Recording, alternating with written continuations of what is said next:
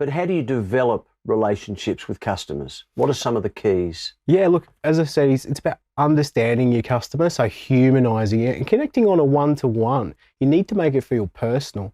One of the things that I really like, there's an internet term called Eli 5 or explain like I'm 5. If someone tells me a problem that's with my vehicle, like I'm a 5-year-old, not condescendingly, but explains it in simple terms that I can understand if I'm not a mechanic, that's really, really powerful to me. And it doesn't need to be a text. It can be an email. It can be a phone call. It can be a letter, and it could be a birthday card. It can be anything, but it needs to be what the customer needs. So understanding your customer's need is the paramount point there.